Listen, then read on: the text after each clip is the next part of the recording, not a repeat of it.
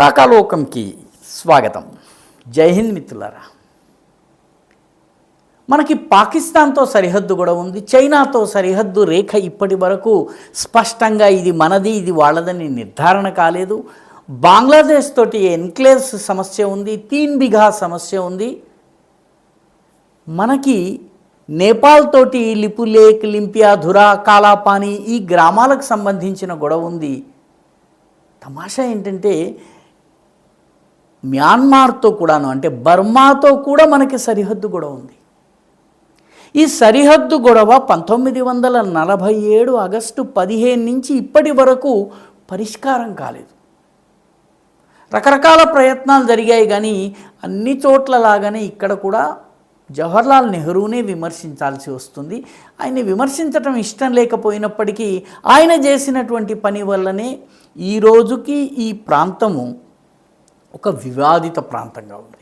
వాస్తవానికి భారతదేశానికి బర్మాకి మధ్య 1643 కిలోమీటర్ల సరిహద్దు ఉంది. ఈ సరిహద్దు మొత్తము కంచె నిర్మాణం చేయాలని ఇప్పుడు భారతదేశం నిర్ణయం తీసుకుంది. దానికి ప్రధానమైనటువంటి కారణం ఏంటంటే అటువైపు నుంచి స్మగ్లింగ్ జరుగుతోంది, ఉగ్రవాదులు మన దేశంలోకి ప్రవేశిస్తున్నారు, ఆయుధాలు వస్తున్నాయి. మన దేశంలో అసాంఘిక కార్యకలాపాలకు పాల్పడ్డ వాళ్ళు ఉగ్రవాదులు బర్మాకి పారిపోయి అక్కడ ట్రైనింగ్ పొందుతున్నారు. కాబట్టి దీన్ని నిరోధించాలంటే మిజోరాం, మణిపూర్, నాగాల్యాండ్ వంటి రాష్ట్రాల్లో శాంతి రావాలన్నట్టయితే మొత్తం సరిహద్దు బార్డర్ కంచె నిర్మాణం చేయవలసినటువంటి అవసరం. దీనికోసము అమెరికన్ లెక్కలో చెప్పాలంటే $3.22 బిలియన్ ఖర్చు చేయడానికి భారత ప్రభుత్వం సిద్ధమైంది. సరిహద్దు నిర్మాణం చేస్తుంటే సమస్య మణిపూర్తో వచ్చింది. మణిపూర్తో దాదాపు 398 కిలోమీటర్ల సరిహద్దు ఉంది. దీనిలో ఈ మొత్తము మనకున్నటువంటి 1643 కిలోమీటర్ల సరిహద్దులో ఒక 171 కిలోమీటర్ల సరిహద్దు ఇప్పటివరకు డిమార్కేషన్ జరగలేదు. ఆశ్చర్యం అది. 1947లో స్వాతంత్రం వచ్చింది, 1964 వరకు నెహ్రూ ఉన్నారు. ఆ నెహ్రూకి బర్మాతో మంచి సంబంధాలు ఉండేవి. ఇవన్నీ ఉన్నప్పటికీ నిజానికి సరిహద్దు సమస్యలు అప్పుడు పరిష్కారం కావలసినవి కాలేదు. అవి అలా కొనసాగుతూ వచ్చినాయి. ఉదాహరణకి ఈ ప్రాంతంలో ఒక చిన్న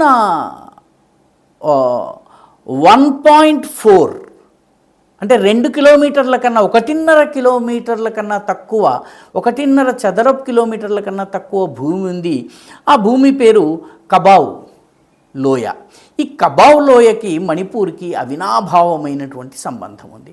మణిపూర్కి చెందినటువంటి రాజులందరూ కూడాను ఈ కబావ్ వ్యాలీకి వెళ్ళడము, అక్కడ విజయయాత్రలు చేయటము, బర్మీస్ సైనికుల్ని ఓడించి రావడము, చాలా సుదీర్ఘమైనటువంటి చరిత్ర దీనికి ఉంది.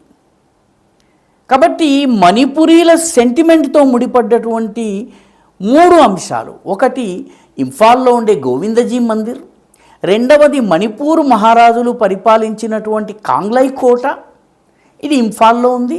మూడవది ఈ కబావ్ లోయ. ఈ కబావ్ లోయను చాలా పవిత్రమైనదిగా, చారిత్రక ప్రాధాన్యం కలిగినదిగా మణిపురీలు భావిస్తారు.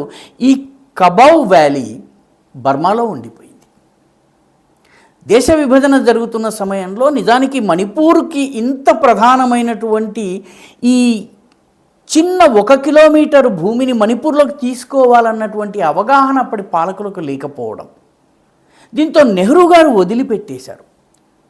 వదిలిపెట్టేటప్పటికీ మణిపురీ ప్రజలు చాలా గగ్గోలు పెట్టారు, ఉద్యమాలు చేశారు. చేసేసరికి బర్మా ప్రభుత్వంతో మాట్లాడి ఏడాదికి 500 నాణేలు శిస్తుగా ఇచ్చేటట్టుగా ఒక ఒప్పందం చేసుకున్నారు. ఈ ఒప్పందం చాలా సంవత్సరాలు కొనసాగింది. నెహ్రూ గారి హయాంలోనే మధ్యలో బర్మాతో సరిహద్దుకు సంబంధించి చర్చలు జరిగిన తర్వాత ఈ కబావ్ వ్యాలీ గురించి మనం మాట్లాడలేదు, వాళ్ళు నాణాలు ఇవ్వడం ఆపేశారు. దీంతో అప్పటి నుంచి మణిపురీ ప్రజల మనసులో ఈ లోయ మనది, మనకి కాకుండా పోయింది, భారతదేశం ఈ తప్పు చేసింది, ఢిల్లీ ప్రభుత్వం చేసింది. వాళ్ళకి నెహ్రూ, గాంధీ, ఇందిరాగాంధీ తెలియదు కాబట్టి ఇది ఢిల్లీ చేసిన తప్పిదంగా వాళ్ళు భావిస్తారు. ఇది సగాయింగ్ లోయలో ఉన్నటువంటి ఆ రీజన్లో ఉన్నటువంటి ఆ రాష్ట్రంలో ఉన్న చిన్న లోయ. ఇది చందేల్ జిల్లా, మణిపూర్లో ఉండే చందేల్ జిల్లాని ఆనుకుని ఉంటుంది. మోరే తాము దాటగానే వచ్చేటటువంటి ప్లేస్ ఇది అనమాట.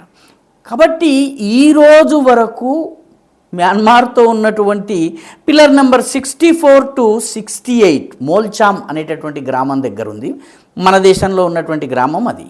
అదేవిధంగా పిల్లర్ నెంబర్ 75 to 74 మోరే తాము దగ్గర, మోరే మణిపూర్లో ఉంటుంది, తాము బర్మాలో ఉంటుంది, పెద్ద వాణిజ్య కేంద్రం అది.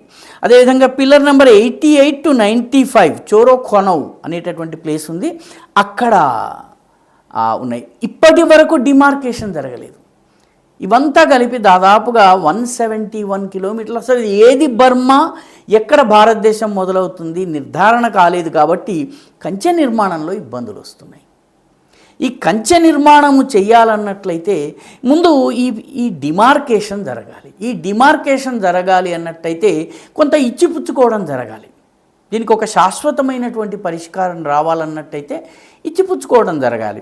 ఇందులో ఈ అవకాశాన్ని తీసుకుని ఈ కబావ్ వ్యాలీని భారతదేశానికి తీసుకుని దానికి ప్రతిగా కొంత భూభాగాన్ని, ఎందుకంటే మణిపూరీ ప్రజల సెంటిమెంట్తో ముడిపడ్డటువంటి ఈ 1.5 చదరపు కిలోమీటర్ల భూభాగాన్ని ఇటు తీసుకుని మిగతాది కొంత భూభాగం, సమాన భూభాగం అటు ఇచ్చి మొత్తానికి సరిహద్దుని నిర్ధారణ చేయాలన్నటువంటి ప్లాన్ భారత ప్రభుత్వం చేస్తోంది. ఇటీవలే మే నెలలో మ్యాన్మార్ యొక్క కొత్త అధ్యక్షుడు మన దేశంలో పర్యటించినప్పుడు కూడా దీని గురించి చర్చ జరిగింది.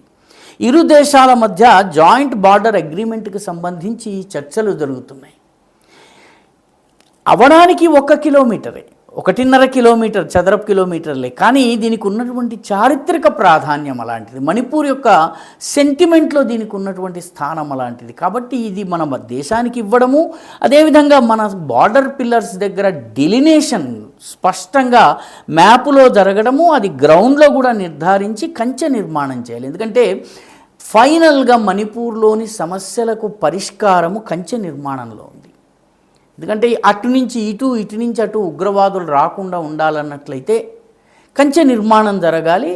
ఒక్క మణిపూర్లో ఒక్కొక్క జిల్లాలోనే 150 నుంచి 160 ప్లేసెస్ నుంచి ఉగ్రవాదులు రహస్యంగా చొరబడటానికి వీలుంది. కాబట్టి కంచె నిర్మాణం చేసి గస్తీ పెంచినట్లయితే, కొంత నోమాన్స్ ల్యాండ్ని బిల్డ్ చేసినట్లయితే, చాలా చోట్ల గ్రామాలలో మన వైపు నిర్మాణాలు చేస్తుంటే బర్మీస్ సైన్యము, బర్మా వైపు నిర్మాణం చేస్తుంటే భారత సైన్యం అభ్యంతరాలు పెడుతున్నాయి.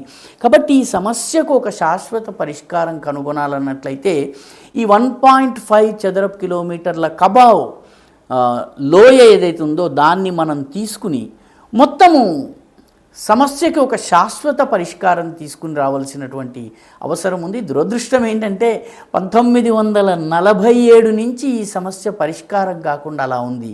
ఇప్పుడు కంచె నిర్మాణం చేయాలని భావించేసరికి ఈ సమస్య ముందుకొచ్చింది. మణిపురీల సెంటిమెంట్ కథ కూడా ముందుకొచ్చింది. మొత్తం మీద ఇన్నాళ్లకు దీనికి పరిష్కారం లభించేటటువంటి సూచనలు కనిపిస్తున్నాయి. రాబోయే 3-4 నెలల్లో, అంటే బహుశా నవంబర్ డిసెంబర్ నాటికి దీనికి ఒక పరిష్కారము వచ్చే సూచనలు కనిపిస్తున్నాయి. ఈ వీడియో మీకు నచ్చినట్టయితే లైక్ చేయండి, షేర్ చేయండి, ఈ ఛానల్కి సబ్స్క్రైబ్ చేయండి. మీ అభిప్రాయాన్ని కమెంట్ల రూపంలో తప్పనిసరిగా పంపించండి.